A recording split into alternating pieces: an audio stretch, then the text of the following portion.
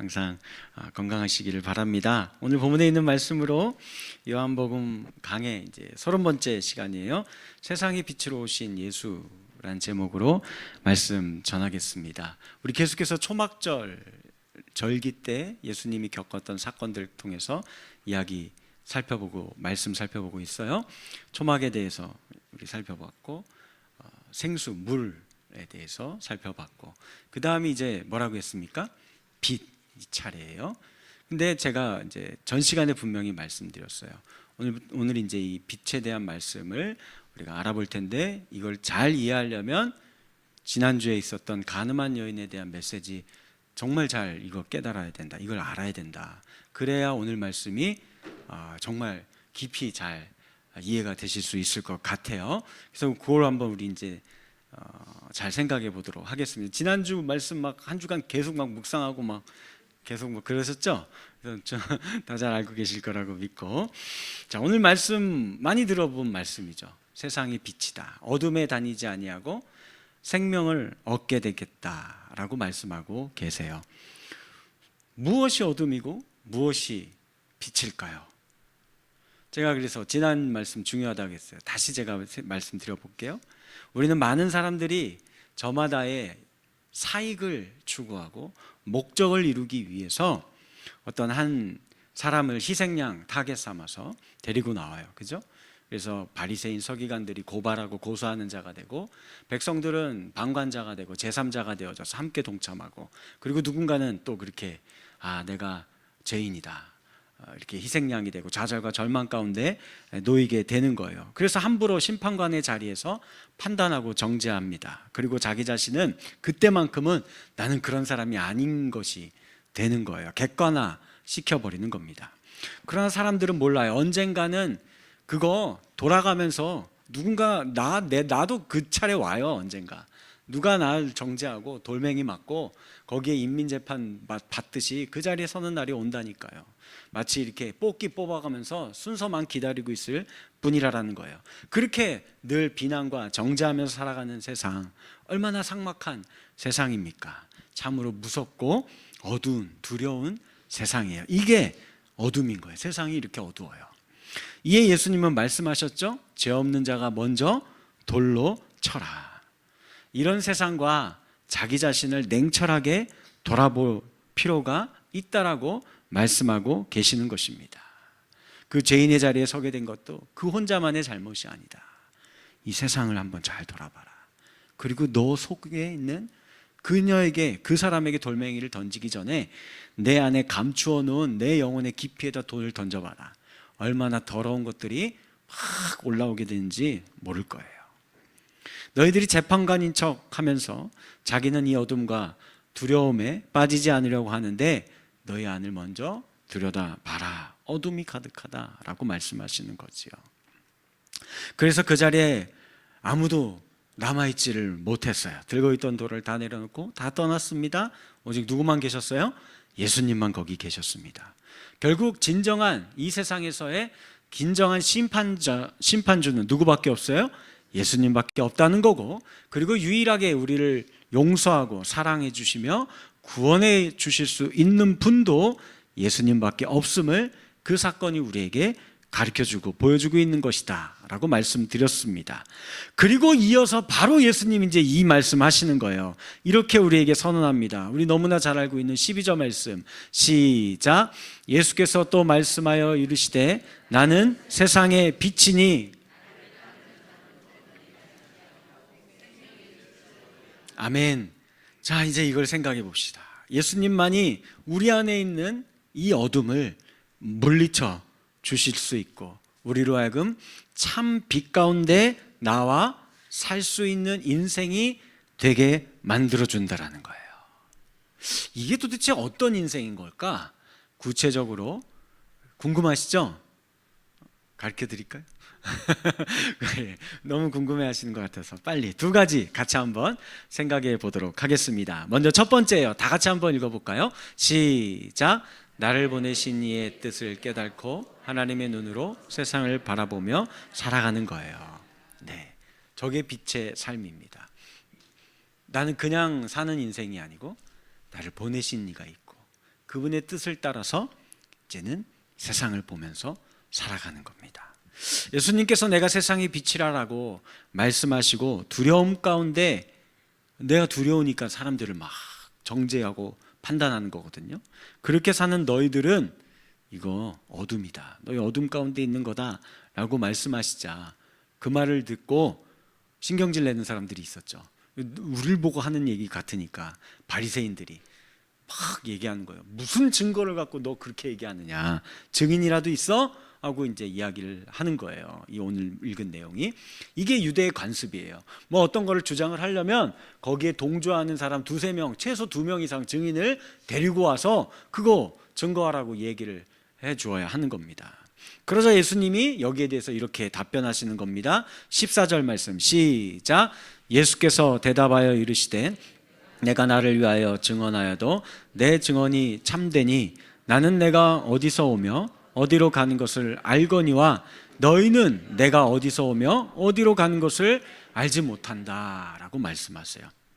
내가 세상의 빛이라고 말하는 것을 누가 대신 이거 증언해 주지 않아도 내가 그냥 나를 위해 증언해도 이 증언은 참되고 효력이 있다. 왜 그러는지 아느냐? 뭐 내 말이 무조건 맞아 이렇게 얘기하는 게 아니에요. 그 이유가 뭐예요? 나는 내가 어디에서부터 왔으며 어디로 가는 줄을 알고 있기 때문이다라는 거예요. 이게 굉장히 중요한 겁니다. 이걸 아는 자들이 하는 말들은 이게 효력이 있는 거예요. 자, 예수님 어디에서 왔어요? 하늘에서 왔죠. 하늘에서 이 땅으로 내려오셨죠. 그리고 어디로 갈까요? 오늘 말씀 뒷부분에 보면 들림받는다라는 표현이 나오잖아요. 그죠? 십자가 사역을 감당하시고 부활하시고 다시 하늘로 가시는 거예요. 다른 말로 표현하면 하나님이 보내셔서 이 땅에 오신 거를 예수님은 잘 알고 계세요. 한 번도 잊어버린 적이 없어요. 그리고 그 나를 보내주신 하나님의 뜻, 그것을 뭐 사명이라고도 말할 수 있겠습니다. 요거를 다 감당하면 이제 내가 어디로 가요? 다시 나를 보내신 아버지가 있는 하늘로 간다라는 것을 요걸 말씀하고 있는 거예요. 그래서 오늘 말씀의 16절과 18절에서 요걸 2번에 걸쳐서 또 이야기를 합니다. 16절 시작. 만일 내가 판단하여도 내 판단이 참되니 이는 내가 혼자 있는 것이 아니요 나를 보내신 이가 나와 함께 계심이라. 18절. 내가 나를 위하여 증언하는 자가 되고 나를 보내신 아버지도 나를 위하여 증언하시느니라. 아멘. 나를 보내셨어요, 아버지가. 그리고 그 보내신 아버지는 나와 함께하고 계시기 때문에 내가 이거 지금 하는 일들, 그리고 내가 하는 이 말들, 이거 나 혼자 이야기하는 거 아니다. 내 말을 하는 거 아니다. 아버지의 일을 함께하고 있는 것이고 아버지의 말을 내가 이야기해주고 있는 것이다 라고 이야기하는 거예요. 그러니 예수님은 다른 증인이 필요 없는 겁니다. 예수님은 혼자 자기의 뜻과 내가 하고 싶은 거, 내가 말하고 싶은 거 그냥 막 하고 다니던 그런 분이 아니시라라는 거예요. 자기 마음대로 살고 계시는 분이 아니라라는 겁니다. 하나님께서 이 땅에 보내셔서 오신 분이에요. 그리고 그분의 뜻을 따라 행하며 살고 말하고 계신다라는 겁니다. 그러면 어둠이라고 이야기하고 있는 바리새인들은 어떤 방식으로 살고 있었던 걸까요? 15절. 너희는 사람의 기준을 따라 심판한다. 상대방 판단하고 정죄하고 너는 이런 거야, 너는 저런 거야, 너희들 멋대로 너희들 생각대로 마음대로 그렇게 행동하고 말하면서 살아간다. 그래서 너희들이 어둠 가운데 있는 거다라고 이야기를 해요. 보냄받은 하나님의 뜻 가운데 살아가는 사람들이 빛 가운데 사는 삶이며 자기 뜻과 생각대로 다른 이들을 그래서 함부로 판단하고 정죄하고 비난하고 비판하며 살아가는 사람들이 이게 어둠 가운데 살아가는 인생이라고 이야기를 하는 거예요. 자, 그러면 우리 한번 생각해 봅시다. 우리 예수님, 하나님께서 이 땅에 보내신 이유가 뭐예요? 무슨 목적으로 이 땅에 오신 거예요? 이거 너무 잘 알고 계시는데 교회 안 다니는 분들도 우리가 하도 이야기해서 요거 한 번쯤은 다 들어본 말씀이에요. 요한복음 3장 16절 시작. 하나님이 세상을 이처럼 사랑하사 독생자를 주셨으니 그를 믿는 자마다 멸망하지 않고 영생을 얻게 하려 하심이라. 예수님을 이 땅에 보내신 하나님의 뜻이 뭐예요? 세상을 너무 사랑했기 때문이에요. 독생자를 내어주기까지, 죽이기까지 그렇게 사랑하신 거예요. 그래서 그 하나님의 뜻은 세상이 멸망받는 것을 원하지 않아요. 사람들이 심판받는 것을 원하지 않아요. 정죄받고 판단받는 것을 원하지 않습니다. 영생을 얻기를 원하고 계시는 거예요. 그 다음 절의 말씀에 여기 더 구체적으로 설명해 주었어요. 시작. 하나님이 그 아들을 세상에 보내신 것은 세상을 심판하려 하심이 아니요 그로 말미암아 세상이 구원을 받게 하려 하심이라. 아멘. 이게 하나님의 마음이에요. 그것을 예수님이 아셨습니다. 하나님이 자신을 이것을 위하여서 세상에 보내셨다라는 것을 너무 잘 알고 계신 거예요. 그리고 그 보내신 이유를 너무 잘 알고 계셨기 때문에 세상을 너무나 사랑하셔서 멸망받지 않고 영생을 얻게 하기 위해 그의 살과 피를 찢으시고 내어 쏟으신 우리 예수님이신 거예요. 세상을 심판하려 하심이 아니요 세상을 구원받게 하시려고 이 땅에 보내셨음을 너무나 잘 알고 계셨던 겁니다. 그래서 그 가늠한 여인에게 이렇게 말씀하신 거예요. 나도 너를 정죄하지 아니하노니 가서 다시는 죄를 범하지 말라. 저게 왜 저렇게 얘기한 거라고요? 내가 생각해 봤을 때는 이거 별로 그렇게 심각한 죄가 아닌 것 같은데 그래서 그냥 우리 용서해야 되는 거 아니야? 이게 아니에요.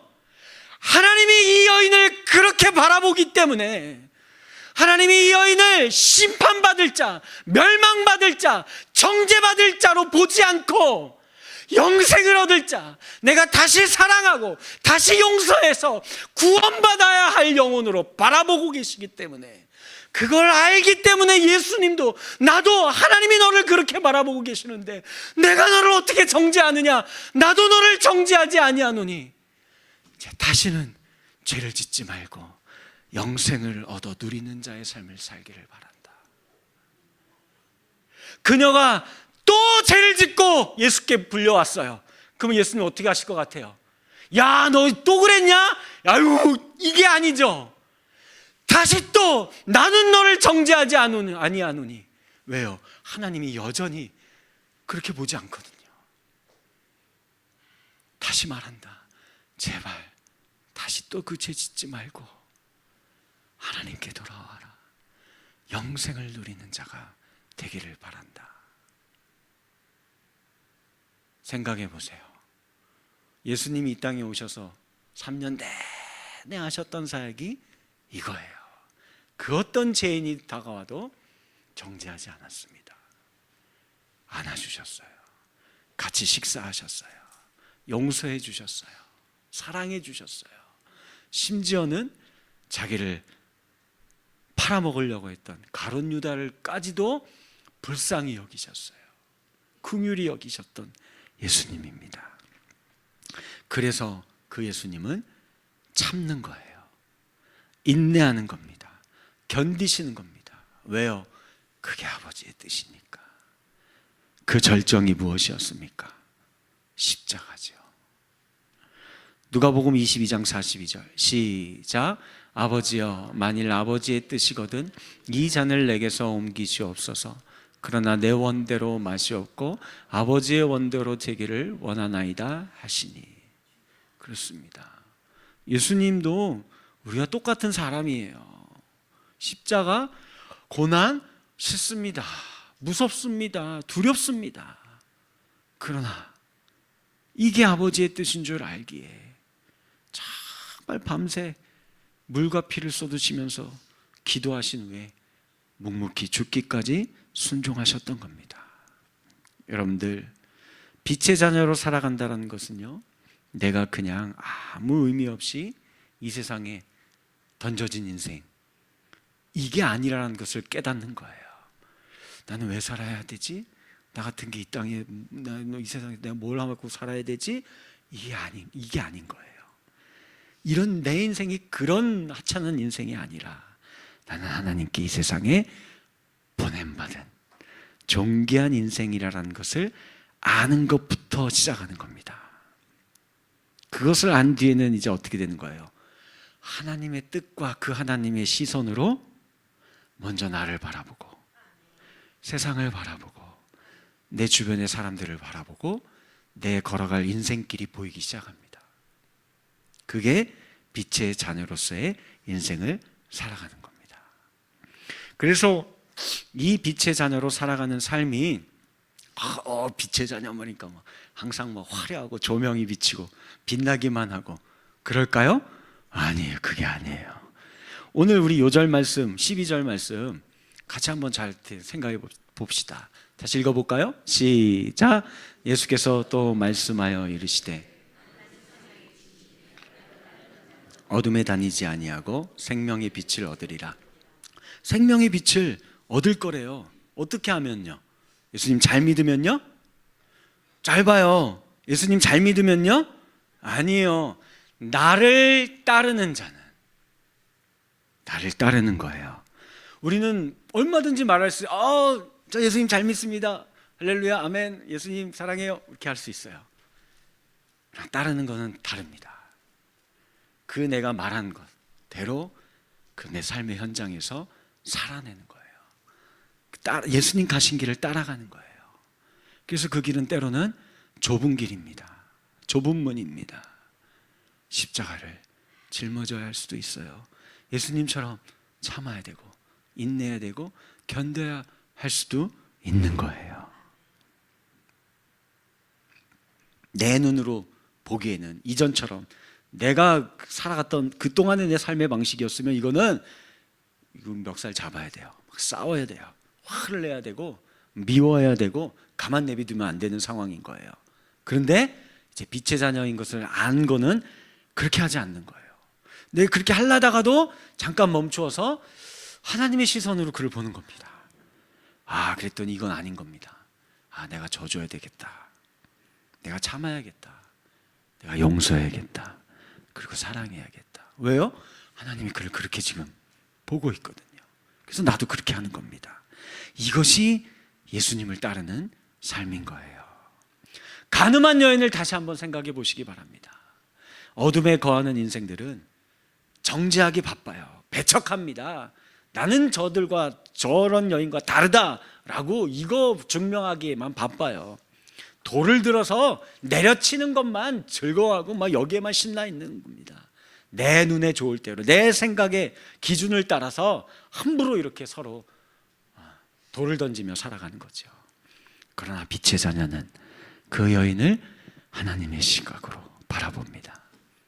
하나님의 눈은 정죄의 눈이 아니거든요. 용서야 사랑의 눈이거든요. 그래서 나도 용서와 사랑의 눈으로 그녀를 바라보는 겁니다. 목사님, 그건 예수님처럼 아니면 사도 바울 아니면 지금은 목사님들이나 선교사님들처럼 이렇게 특별히 하나님께 부름받아서 보냄받은 사람들만 그렇게 하는 거 아닐까요? 나 같은 사람이 하나님께 보냄받은 사람이 맞긴 할까요? 네, 맞아요. 여기 계신 저와 여러분들이 모두가 다 한 분도 예외 없이 하나님께 보냄받은 분들입니다. 우리 모두는 다 그렇게 됐어요. 자, 요한복음 20장 21절 같이 읽습니다. 시작. 예수께서 또 이르시되 너희에게 평강이 있을지어다. 아버지께서 나를 보내신 것 같이 나도 너희를 보내노라. 아멘. 우리 모두는 그냥 아무 의미 없이 이 세상에 와서 흙으로 왔다 흙으로 돌아가는 그런 인생 아닙니다. 어두운 세상에 우리가 살고 있는 그 어둠 가운데 작은 등불이 되어서 세상을 밝히라고 한 분도 예외 없이 우리 하나님 부르셨어요. 우리 찬양 나를 세상의 빛으로 너무 아름다운 찬양이 있거든요. 우리 한번 함께 불러볼까요?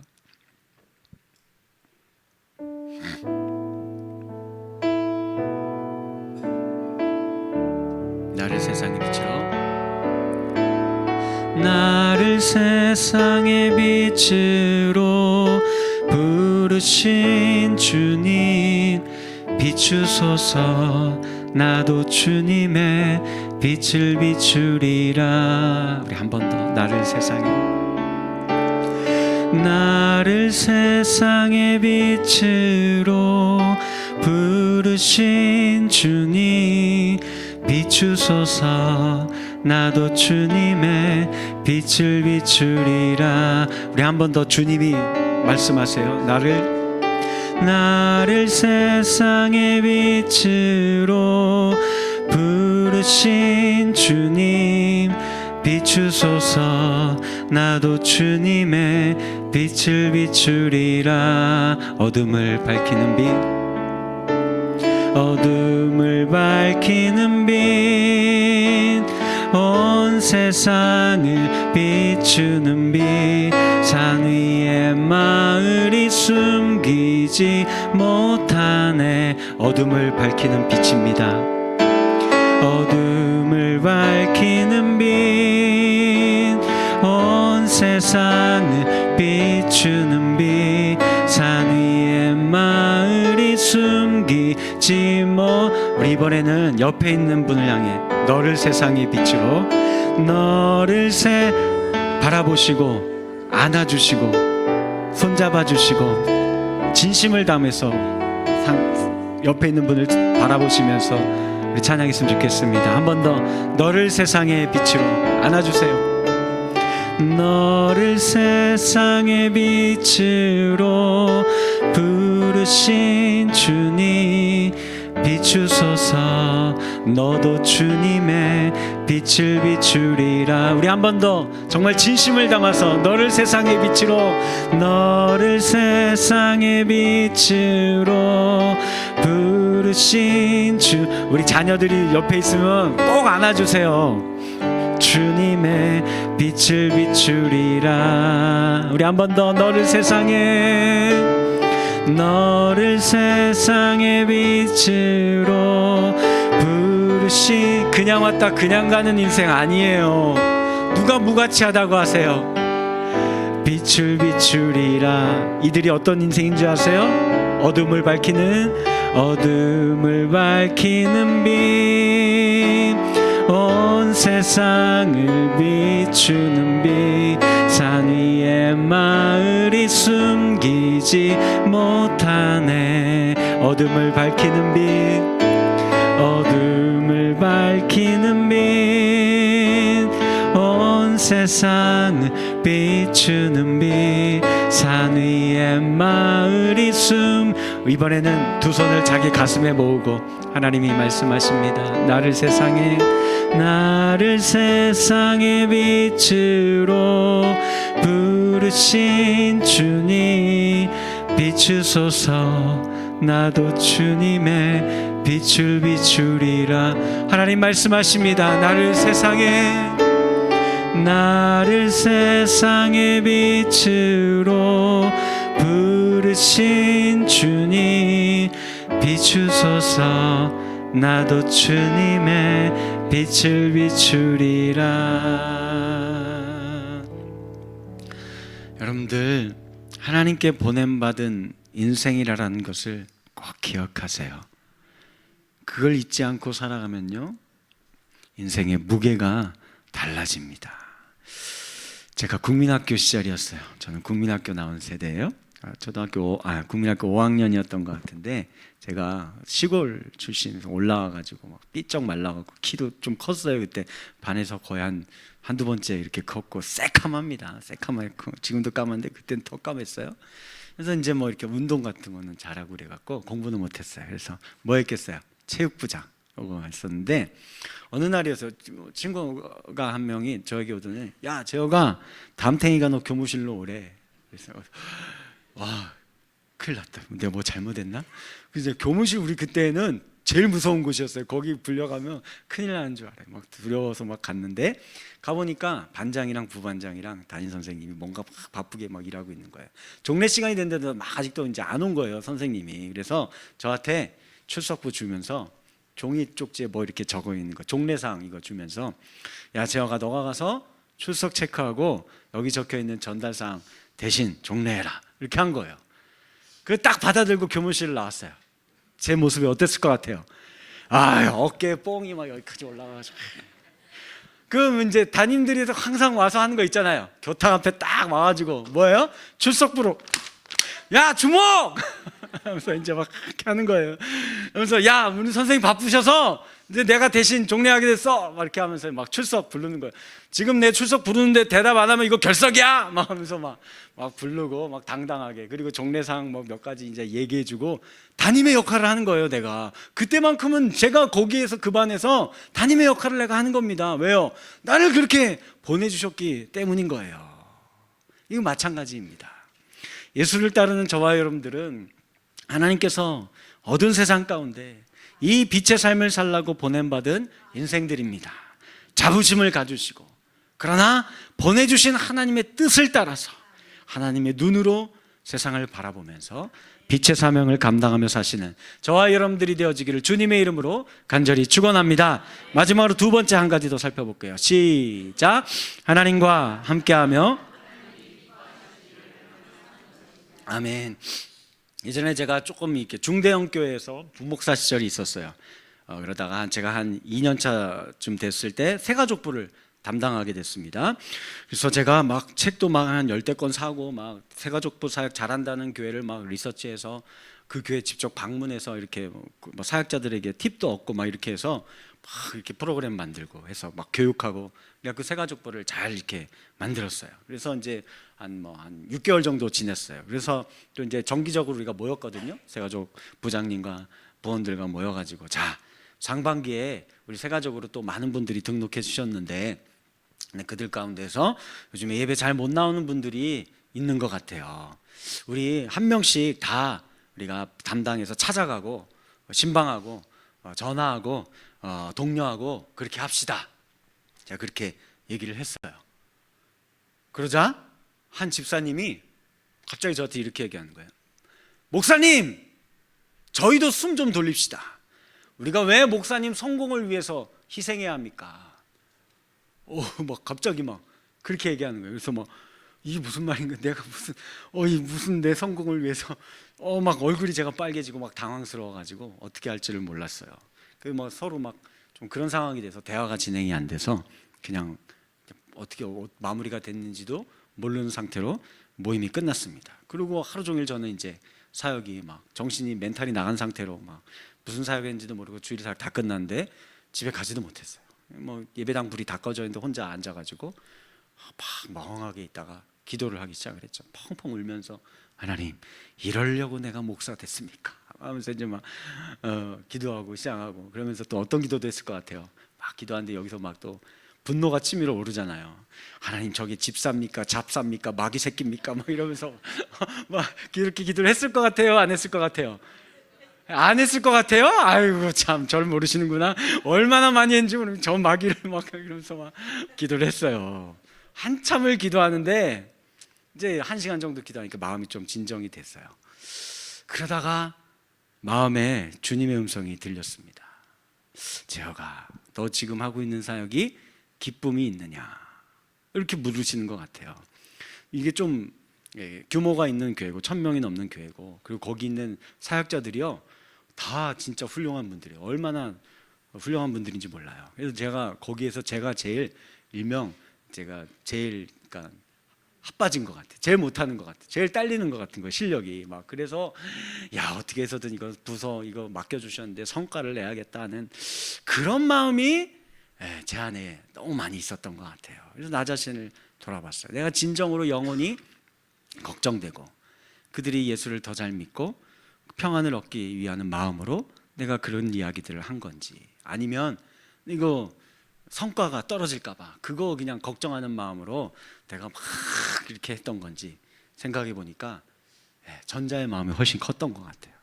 아니, 그러니까 후자의 마음이, 내가 성과에 목말랐던. 그래서 제가 새가족 부원들 다시 모였을 때 얘기했어요. 제 욕심에 그랬던 것 같습니다. 저 자신을 돌아보게 됐습니다. 용서해 주세요. 잘못했습니다. 그리고 그 집사님도 이제 얘기를 한 거예요. 사실은 여차저차해서 제가 지금 사업이 힘들고, 하필이면 또 그날 오는데 또 차 안에서 누구랑요? 건사님이랑 막 신경질 내고 막 싸우고 막 이래갖고 마음이 무거웠던 거예요. 그러던 중에 이제 막 더 열심히 막 하라고 막 이렇게 하니까 그게 이제 스트레스가 되고 신경질 나서 막 이제 그렇게 얘기했던 거예요. 그래서 그분도 미안하다고 하고, 그래서 오히려 그 뒤에 제가 그 교회에서 사역하는 게 은혜가 임하였어요. 기쁨이 저에게 찾아왔습니다. 하나님이 나와 함께 하시는 것 같아요. 그 뒤에는 조급해하지 않았어요. 그냥 하나님 맡겨주신 사역 그냥 감사함으로, 기쁨으로 잘 감당할 수 있게 되었던 것 같습니다. 인간의 생각으로 내 욕심을 채우려는 것이 아닌 오직 하나님의 은혜를 간구하며 기쁨으로 사역을 감당할 수 있게 되었습니다. 여러분들, 그래서 28절 말씀 한번 볼까요? 같이 읽습니다. 시작. 나를 보내신 이가 나와 함께 하시도다. 항상 그가 기뻐하시는 일을 행함으로 나를 혼자 두지 아니하시느니라.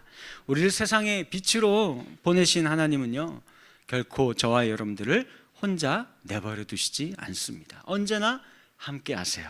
그런데 그 비결이 뭐라고 지금 예수님 말씀하세요? 그가 기뻐하시는 일을 행하는 거라고 말씀하고 계세요. 우리 하나님 기뻐하는 게 뭐겠어요? 너무 말씀들이 많지만 그 중에서 에스겔서 18장 23절 말씀, 시작. 주 여호와의 말씀이니라. 내가 어찌 악인이 죽는 것을 조금인들 기뻐하랴. 그가 돌이켜 그 길에서 떠나신 것을 어찌 기뻐하지 아니하겠느냐. 그렇죠? 그래서 그 가늠한 여인을 향해 그렇게 하신 거예요. 그리고 바리새인과 서기관들을 향해서도 끝까지 인내하십니다. 이 무지몽매한 백성과 제자들을 향해서도 끝까지 인내하십니다. 어떤 악인이라 할지라도요, 멸망당하는 거 하나님 원치 아니하세요. 그 최후의 심판의 날이 임하기 전에 어떻게 해서든 어떤 악한 자라도 죽게 돌아와 하나님의 자녀가 되고 구원을 얻는 거, 이것을 하나님은 가장 기뻐하십니다. 말씀을 맺겠습니다. 나는 그저, 저와 여러분들은 그저 흙에서 왔다가 흙으로 돌아가는 인생이 아니에요. 그런 존재였다면 생각해 보세요. 그냥 내 생명이 있는, 이 목숨줄이 있는 날 동안에 내가 하고 싶은 짓 마음대로 막 다 하고 살다가 그러 죽어버리는 게, 그게 제일 지혜로운 거 아니에요? 그렇잖아요. 아니 뭐 돌아갈 곳이 없고 그렇다고 한다면, 내가 뭐 어디서부터 왔고 돌아갈 곳이 없고 이딴 거 없다라고 한다면 그냥 내 목숨줄이 있을 때 내 하고 싶은 대로, 그죠? 마음에 안 들면 막 패고, 그죠? 내가 하고 싶은 거 막 즐거운 것만 찾고 그러게 사는 게 최고 지혜로운 거 아니에요? 근데 그게 아닌 것을 인간들이 어렴풋이 알아요. 우리의 양심이 이야기하고 있고요. 그리고 특히 이 말씀으로 우리가 하늘이 있음을 아는 자들이면 하나님이 보낸 법고 우리가 하늘로 돌아가는 것을 아는 존재라고 하니까 우리는 그렇게 살 수 없는 겁니다. 여러분들, 그러면 어떤 모습으로 하나님께 돌아가겠습니까? 심판받을 자의 모습으로 돌아가시겠어요? 세상에 속한 자의 삶을 살다가 그렇게 그 하나님 만나시겠습니까? 아니면 아버지의 자녀로서 그 아버지가 이 땅에 우리를 보내신 이의 뜻을 기쁨으로 살아내면서 돌아갔을 때는 아버지께 환대받는 자의 모습으로 돌아가시겠습니까? 우리 초막절의 의식 세 번째, 빛이라고 말씀드렸죠? 여인의 뜰에 횃불 4개를 켜놓고 저걸 해요. 저게 뭐냐면 심하트 토라라고 불려지는 의식이에요. 솔로몬이, 전 사진 다시 보여주시면 솔로몬이 지금 하고 있는 것을 유명한 화가가 그려놓은 겁니다. 두루마리 율법서를 가지고, 그리고 다음 사진 보면 지금도 유대인들이 저렇게 하는 거예요. 기쁨으로 성전을 이렇게 올라가면서 낭독을 해요. 그리고 사실 저 사람들 외웠어요, 다. 어떤 율법서라고 그때 제가 첫 시간에 말씀드렸죠? 신명기의 맨 마지막 장, 그리고 창세기의 제일 첫 장, 이걸 낭독하면서 기쁨의 축제를 하는 거예요. 뭘 이야기하는 걸까요? 토라, 율법의 처음과 마지막 장. 이들에게는 토라가 전부예요. 이게 하나님 자체를 이야기하는 겁니다. 그러니 우리 인생의 참된 시작과 끝은 하나님으로부터 시작되고 하나님께로 돌아간다는 의미가 저기에 담겨 있는 거예요. 저와 여러분들도 마찬가지입니다. 이거 잃어버리면 안 돼요. 우리의 인생, 하나님이 이 땅에 우리를 보내셨고 우리는 하나님께로 돌아가는 인생입니다. 날마다 잊지 말고 되뇌이세요. 기억하세요. 그러면 여러분들의 인생이 무게가 달라집니다. 걸어가는 족적의 발걸음이 달라집니다. 이 은혜의 삶을 살아갈 수 있는 저와 여러분들 되어지기를 주님의 이름으로 간절히 축원합니다. 우리 함께 찬양하고 기도하겠습니다. 예수 우리들의 밝은 빛입니다.